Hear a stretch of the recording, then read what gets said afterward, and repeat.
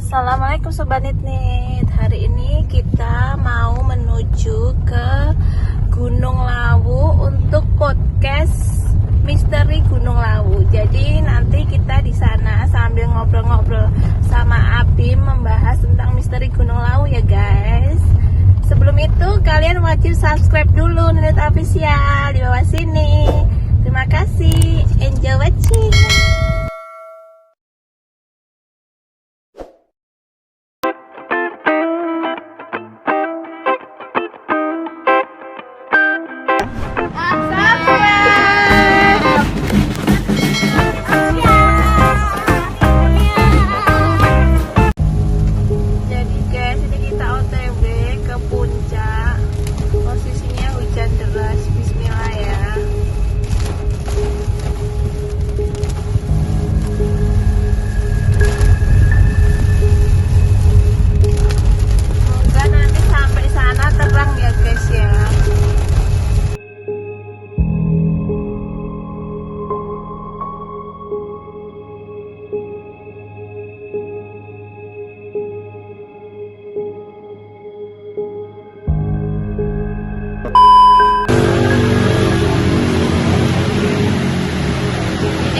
Sampai di Gunung Lawunya guys, tapi ini posisi masih hujan. Nanti kita tunggu terang ya, baru kita podcast membahas misteri Gunung Lawu.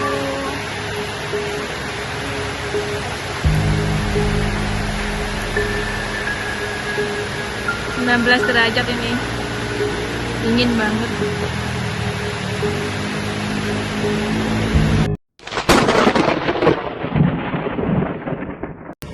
Assalamualaikum Sobat Nit.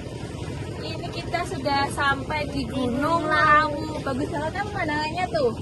Ini posisinya tadi habis hujan, jadi pemandangannya itu benar-benar wow, memukau sekali ya. Iya, di sini kita akan bikin podcast tentang misteri Gunung Lawu guys. Oke? Jadi sebelumnya kalian wajib subscribe dulu ya di bawah sini. Iya. Yang pertama, itu misteri Gunung Lawu itu kak. Dulu kan Gunung Lawu ini kan gunungnya sudah lama nggak aktif, tapi terkenalnya itu bernama gunung yang bernyawa kak. Kenapa gunung yang bernyawa? Karena setiap ada pendaki gunung yang menaiki Gunung Lawu, dia selalu kayak menyapa gitu loh. Jadi kayak kalau kita bertamu kan, otomatis kan disapa. Nah, dia tuh nyapa gimana? Iya, aku takut nggak ada motor. Bagus banget kan? Ini sekarang kameramen lihat sekitar ya, bagus banget kan pemandangannya. Belakang paling bagus belakang. Yang belum pernah kesini, kalian wajib datang kesini guys.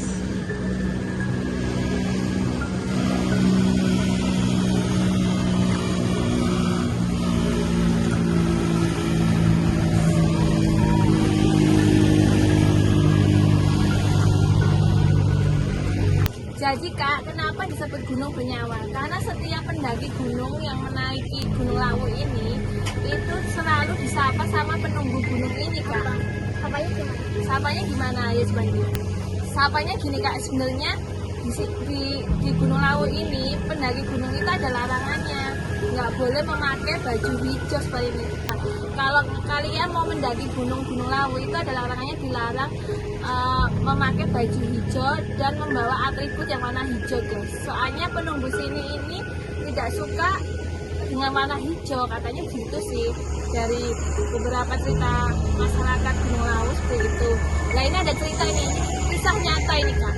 Kisah nyata tuh ada seorang pendaki gunung, dia sebenarnya sudah tahu tapi nggak tahu kenapa dia itu nggak sadar kayak Kan lupa. pakai jaket kayak gini kan nggak kelihatan kan. Dia tuh pakai baju apa nih? Dia tuh pakai jaket tapi ternyata kaosnya warnanya hijau. Ada mobil lewat.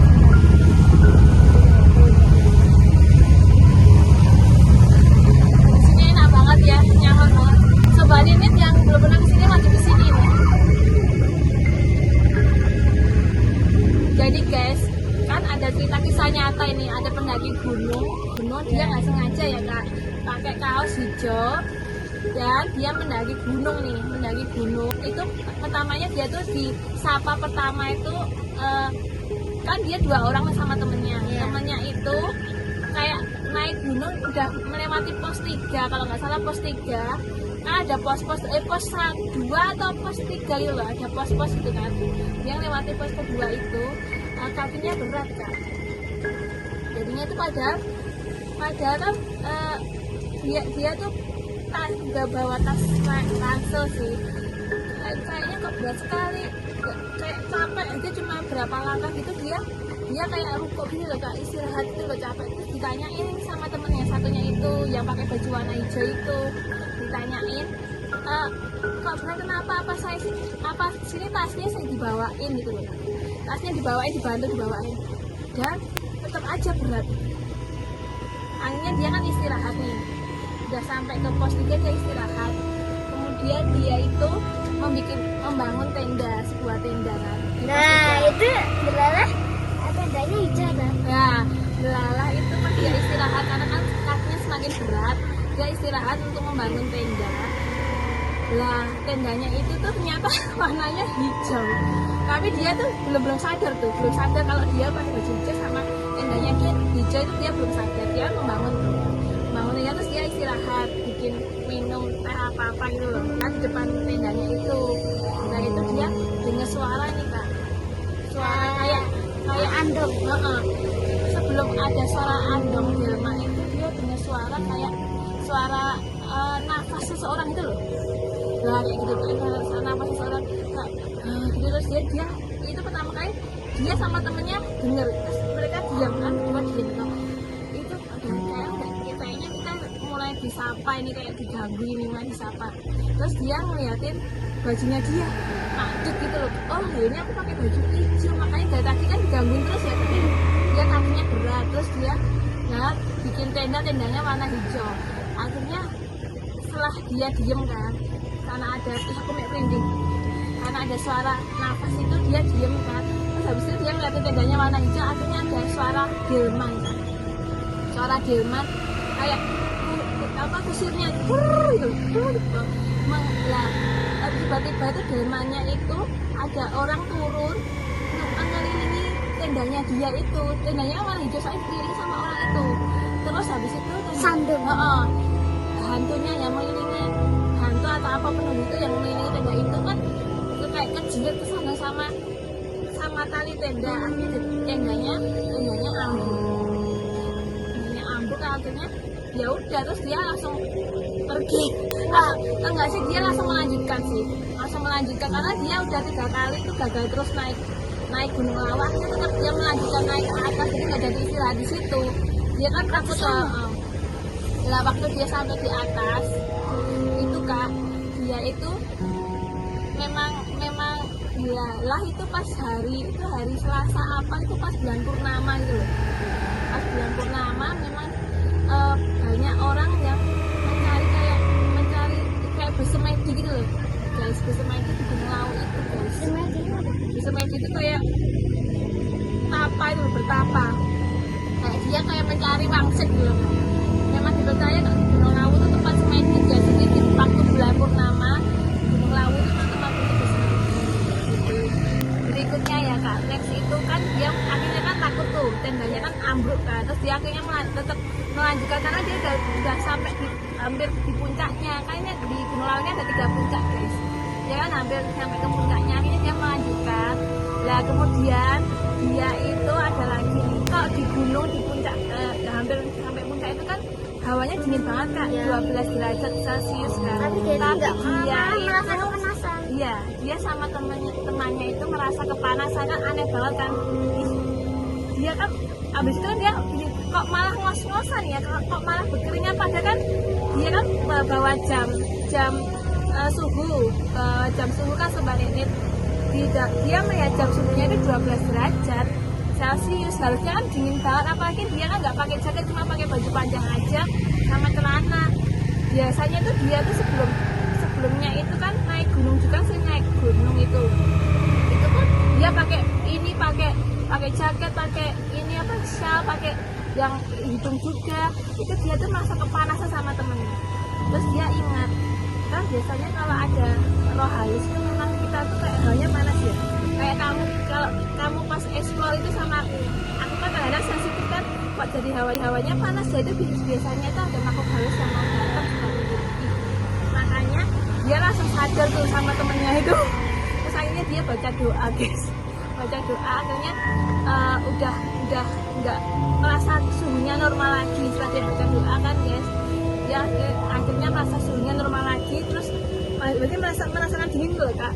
Dia akhirnya melanjutkan perjalanan ke puncak gunung, dan alhamdulillah sudah sampai kak. Itu yang cerita pendaki gunung ya. Terus yang kedua itu mitosnya itu nggak boleh berkata kasar sebenarnya. Jadi kalau pas kita mendaki Gunung Lawu ini, kita tuh harus kan, kalau bertamu kan harus berbahasa sopan ya kak ya. Makanya kalau kalian bertamu atau naik gunung ke Gunung Lawu, kalau kalian berkata kasar, kita akan menerima akibatnya kak. Dia pasti dalam perjalanan pulang akan mengalami musibah kayak apa. Jadinya memang kita harus berkata sopan. Iya sebenarnya. Next kita selanjutnya membahas misteri Gunung Lawu, yaitu ada pasar setan di Gunung Lawu. Next video sebelumnya judulnya apa kak? Misteri pasar gaib. Jadi sebenarnya yang sebelumnya harus nonton dulu misteri pasar gaib. Ada video aku ya yang judulnya misteri pasar gaib. Jadi di Gunung Lawu ini itu ada pasar setan kak. Itu ciri-cirinya pendaki gunung yang mendaki. Kalau ditawarin seseorang, Tawarin buah itu kan bukan manusia. Iya sebenarnya. Jadi kalau ada yang kalau pendaki gunung sudah hafal ya, kalau ada yang nawarin mas buahnya mas, itu kemungkinan dia bukan manusia guys. Jadi kalian jangan membelinya, soalnya kalau kalian membelinya Bilang aja nggak penting. enggak bu gitu. Soalnya itu kebanyakan itu jelmaan guys, jelmaan penunggu itu. Kalau dia beli, dia mungkin jadi menghilang itu kan, banyak pendaki yang menghilang kan. Jadinya jangan dibeli ya guys. Itu yang misteri selanjutnya. Terus ada lagi nih yang terakhir ya guys, misteri Gunung Lawu yang terakhir itu ada burung jala. Gejala itu apa? Burung yang hitam itu, burung jala yang hitam itu biasanya itu memang jelmaan. Kalau di sini namanya itu jelmaan Kiai Sakti kalau nggak salah namanya. Jadi kalau tapi itu sebenarnya baik dia, burung jala itu kayak memberi tanda kalau ada pendaki yang tersesat gitu loh kan. Jadi kalau ada pendaki yang tersesat itu burung jalanya itu ngasih tanda bersiul. Kalau itu jalannya itu salah kayak gitu loh. Itu kalau khusus yang lihat burung jala ini khusus pendaki gunung yang berakhlak baik kak. Jadi kalau kamu akhlaknya baik itu mesti dibantu sama burung jalanya ini guys. Dia jelmaan dari kiai zaman dulu. Jadi burung jala ini jelmaan dari Kiai Sakti pada waktu zaman dulu itu pengikutnya Prabu Brawijaya V kalau nggak salah. Yaitu zaman dahulu kan sebelum ada masyarakat itu ada prabu gitu loh kan, kayak keturunan Ningrat Jawa gitu loh. Itu kan dulu ada pengikutnya itu ada Kiai Sakti.